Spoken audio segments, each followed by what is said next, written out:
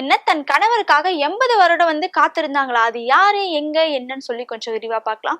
பொதுவாவே வந்து நம்ம கணவர் எங்கேயாவது வெளியில போயிருக்காரு அப்படின்னா எப்படா பார்ப்போம் அப்படின்ற மாதிரிதான் இருக்கும் வீட்டுல இருக்கிற இல்லத்தரசிகளுக்கு எல்லாருக்குமே. சோ அந்த மாதிரி இருக்கிற டைம்ல இவங்க எப்படிப்பா 80 வருடங்கள் வந்து காத்துட்டே இருந்தாங்க அப்படின்னும் போதே ரொம்ப ஆச்சரியமா தாங்க இருக்கு. சோ இது வந்து எங்க நடந்தது அப்படின்னு பாத்தீங்கன்னா சீனாவில தாங்க இந்த மாதிரி ஒரு விஷயங்கள் வந்து நடந்தது. அதாவது தன் கணவர் வந்து ராணுவத்திற்காக வெளியில போயிட்டு இருந்தாரு. அதாவது கல்யாணம் ஆன கொஞ்ச நாள்லயே போயிட்டாராம்.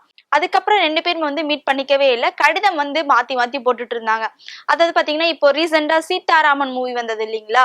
அதுல எப்படி வந்து தன் காதலியை வந்து பார்க்க முடியாம தவிச்சுக்கிட்டு கடிதத்து மூலியமா வந்து நான் இப்ப வரேன் அப்ப வரேன்னு சொல்லி தெரிஞ்சுக்கிட்டு அந்த மாதிரிதான் இருந்தாங்களாம். சோ அப்படியே அவர் கணவர் போற கடிதத்தினால சோ நம் கணவர் வந்து இப்ப வந்துருவாரு அப்ப வந்துருவாரு, நம்ம கூடிய சீக்கிரம் பாத்திரலாம் அப்படின்னு சொல்லி காத்திருந்து காத்திருந்து 80 வருடம் வந்து ஆயிடுச்சாம்.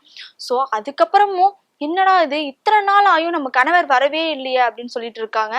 அவங்களோட உறவினர்கள் எல்லாம் சொல்ல ஆரம்பிச்சுட்டாங்க, நீ வந்து மறு கல்யாணம் ஏதாவது பண்ணிக்கோ, இப்படியே வந்து எத்தனை நாளைக்கு இருப்ப, தயவு செஞ்சு திருமணம் ஏதாவது பண்ணிக்கோ, உன் கணவர் வந்து வர்ற மாதிரி தெரியல அப்படின்ற மாதிரி எல்லாம் சொல்லியும் இல்ல தன் கணவர் கண்டிப்பா எனக்காக வருவாரு அப்படின்னு சொல்லி ரொம்ப தன்னம்பிக்கையா இருந்தாங்களாம்.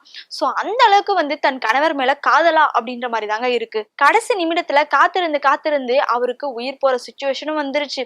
கடைசியா அவர் தன் கணவர் போட்டார் பாத்தீங்களா அந்த கடிதம், அந்த கடிதத்தை வச்சுக்கிட்டு திருமணத்திற்கு பயன்படுத்தி அந்த தலையணையையும் அந்த கடிதத்தையும் வச்சு கட்டி புடிச்சுக்கிட்டே அவங்களோட உயிரும் வந்து போயிடுச்சாம்.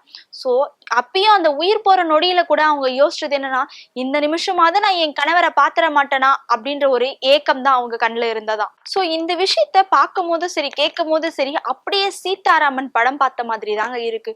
சோ அவ்வளவு அருமையா இத்தனை வருடங்கள் வந்து தன் கணவருக்காக காத்திருந்தாரு அப்படின்னும் போதே ரொம்ப ஆச்சரியப்பட வேண்டிய விஷயமா தாங்க இருக்கு.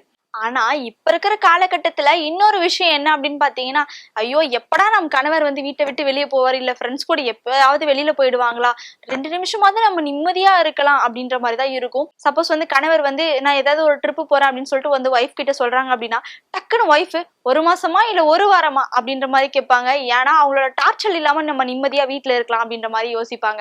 ஏன்னா இப்ப இருக்கிற இல்லத்தரசிங்களோட மைண்ட் செட் எல்லாமே அப்படிதாங்க இருக்கு. அப்போ நீங்க சொல்லுங்க, 80 வருஷம் காத்திருந்த அவங்களோட ஏக்கத்தையும் அவங்களோட காதலையும் பத்தி நீங்க என்ன நினைக்கிறீங்கன்னு சொல்லிட்டு மறக்காம கமெண்ட் பாக்ஸ்ல கமெண்ட் பண்ணுங்க.